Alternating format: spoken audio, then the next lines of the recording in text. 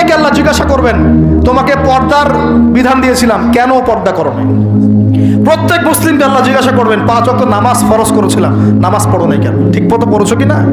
প্রত্যেক ধনীকে আল্লাহ জিজ্ঞাসা করবেন, দাঁড় করিয়ে করে এক একজন করে, একসাথে 10 জন না, একজন করে আসবে, একজন করে। এই আব্দুল্লাহ তুমি আসো, এই আব্দুর রহমান তুমি আসো, এই ওবায়দুল্লাহ তুমি আসো, এই রহিম তুমি, আব্দুর রহিম তুমি আসো।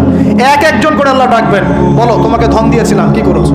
বলো তোমাকে ইলম দিয়েছিলাম, হক আদায় করেছো কিনা? বলো তোমাকে ক্ষমতা দিয়েছিলাম, কি করেছো? আমি জানি না আর কিভাবে ওয়াজ নসিহত করলে মানুষের কলিজার মধ্যে ঢুকতে পারে, আমার জানা নাই। আমি সহ প্রতি ব্যক্তি এই বিচারের সম্মুখীন হবে ইনশাআল্লাহ। আল্লাহ পাক আমাদের সবার জন্য বিচারটা সহজ করুন।